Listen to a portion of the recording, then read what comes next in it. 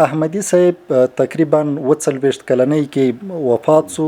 هغه د ولس د نزاکتونو او لطافتونو پر نبض باندې پوه یوازینی سړی و، یوازینی لیکوال و، یوازینی هنرمند چې ژبه د ولس ژبه وه. خپله د لیکوال عمر ځوان و او په کم عمر کې ډېر کار وکړ، ډېر اثار یې ولیکل، خصوصا ډېر ناولونه یې ولیکل. صاحب هم په کلي کې ژوند کړی و او هم په ښار کې.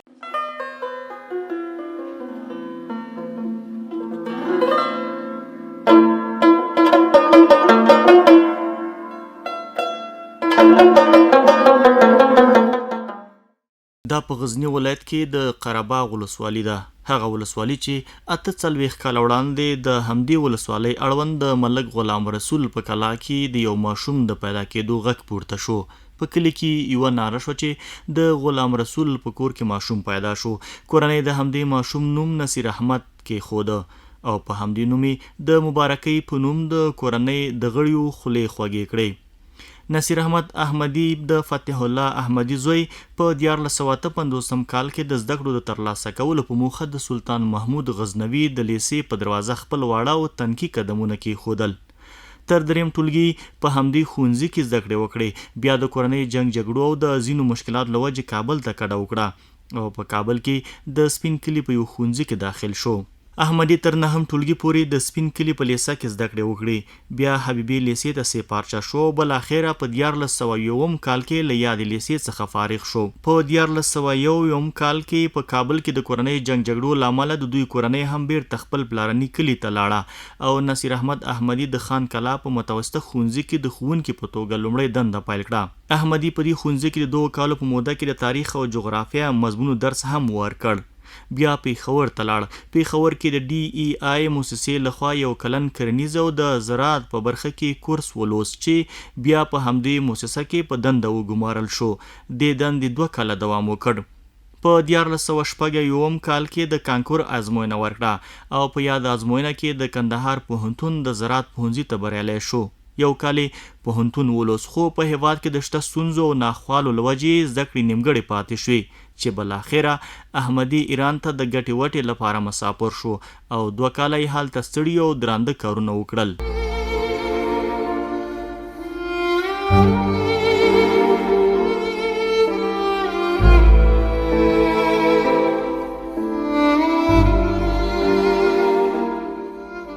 نصیر احمد احمدي په 1480 لمریز کال کې بیرته خپل وطن ته راغی.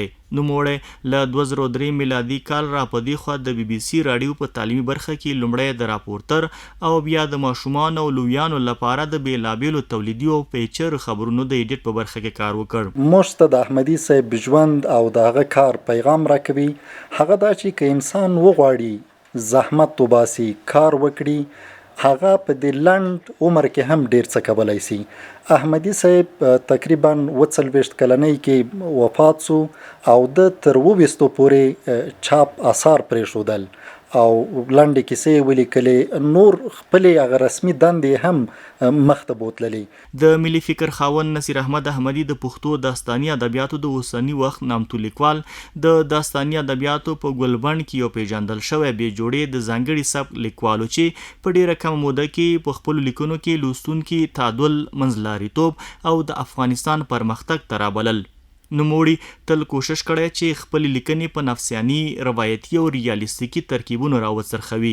په پښتو ژبه کې په ټول پوره لنډې کیسې او ناولونه افغاني ادب ته په میراث کې پرېښودل. د لیکوالو په خبره احمدي ډیر ځوان و، ډیر ژر وفات شو. که ژوند ورسره یاري کړی وای د پښتو ژبې او ادب ځولۍ به یې له کیسو، ناولونو او د ځوانانو د ګټورو ژوند لیکونو ډکه کړی وای. خپله د لیکوال عمر ځوان و او په کم عمر کې ډیر کار وکړ، ډیر اثار یې ولیکل، خصوصا ډیر ناولونه یې ولیکل. هغه د ده چې کوم د ناولونو ژبه ده او کوم د بیان انداز دی، د اظهار انداز دی، د پیغام د انتقال انداز دی په ناولونو کې، په نثر کې، هغه تر ډیره د ډیرو سره متفاوت دی. نو په دې حساب باندې هم دته شهرت دغه شو.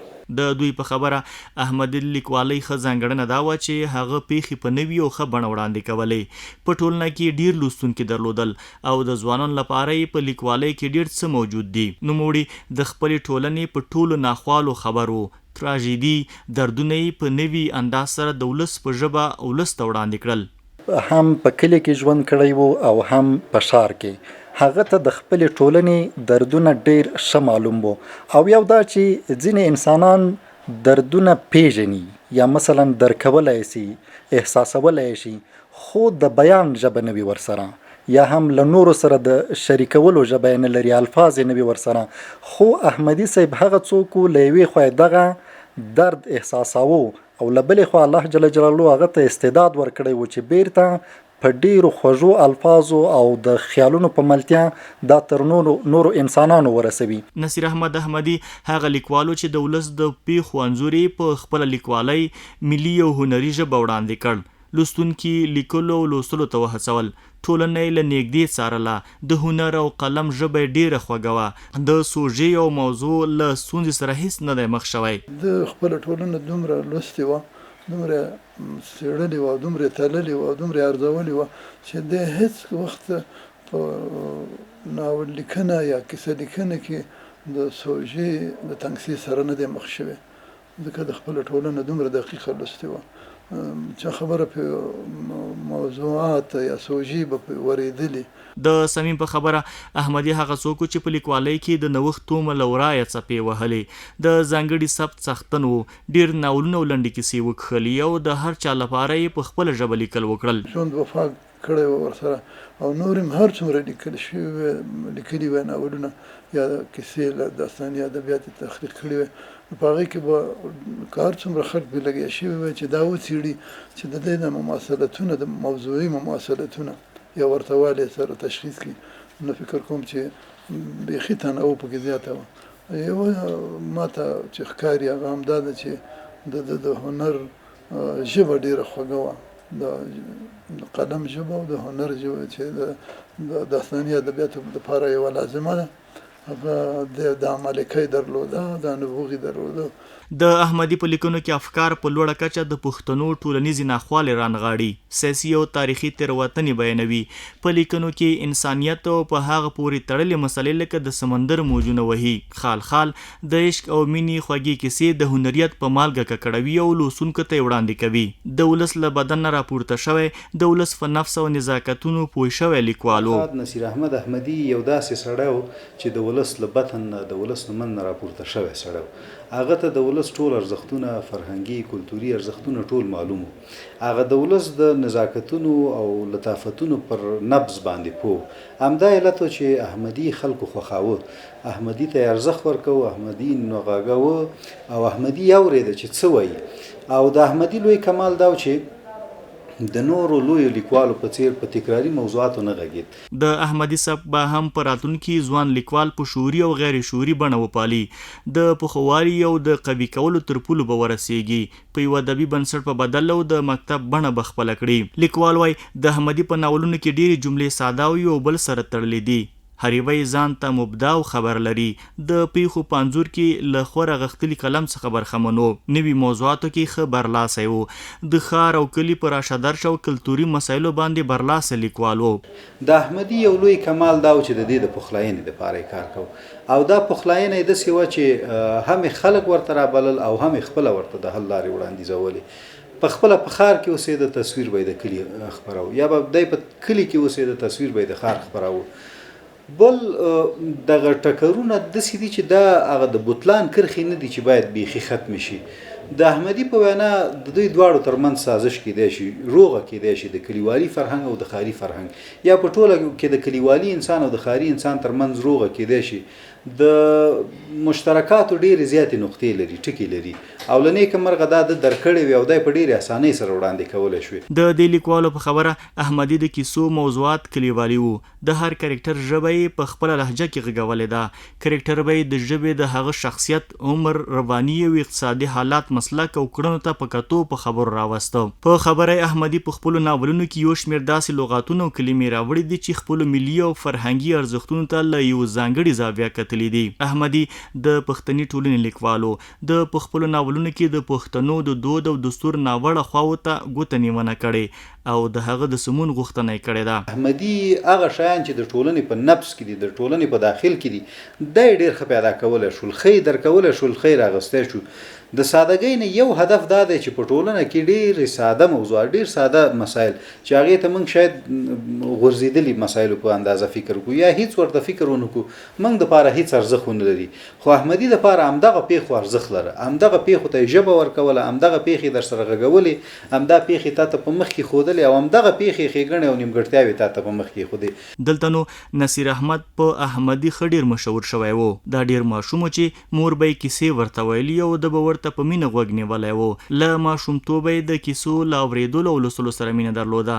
احمدي چې کله د لیک لوست شو نو په پیل کې به یې د پیریانو، خافریو خیالي کیسې لوستي او هر هغه کتاب به یې اخیسته چې خیالي کیسې درلودې. کله چې د ځوانۍ مستو پسرلو د احمدي په نازک بدن او سپېڅلي ذهن د مطالعه سوری راخپور کړ نو د پولیسي کیسو او ناولونو لوستلو سره یې مینه پیدا شوې وه. د کتاب لوستل او په خاص ډول د کیسو لوستلو سره یې دومره مینه پیدا شو چې تل به یې له ملګرو او کتابخانو نوي او تازه چاپ شوي کتابونه خپل کور ته د لوستلو لپاره راوړه. تاریخ لیکي احمدي د کلي سړی و، په کلي کې ژوند کړی و. تل به یې خپلو لیکنو کې د کلي ناوړه دودونه د خپل استعداد پر بنسټ په انځوري شکل وړاندې کول.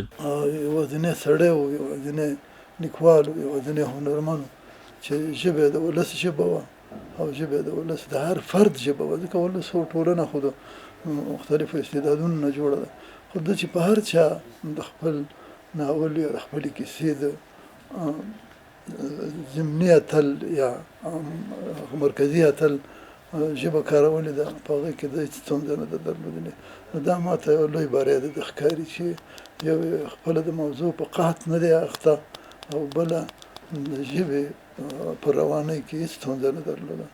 ځوان او نوموتی لیکوال نصیر احمد احمدي په خپله په یوه مرکه کې د لیکوالۍ د ورتګ لامل د استاد محمد صدیق پسرلي له تشویق او هڅو کوي. وایي لومړنۍ کیسه مې په خپل کلي کې ولیکله او په پیل کې مې استاد محمد صدیق پسرلي ته ولوسته چې لومړی تشویق او بیا یې په کابل کې یوې ورځپاڼې ته د چاپ په پار ورکړه. له دې وروسته نصیر احمد احمدي لیکوالۍ ته مخه کړه او په څو کلونو کې ګڼ شمېر په داستاني ادبیاتو کې ناولونه، لنډې کیسې او ژوند لیکونه وپنځول او ځینې ژباړې هم وکړې.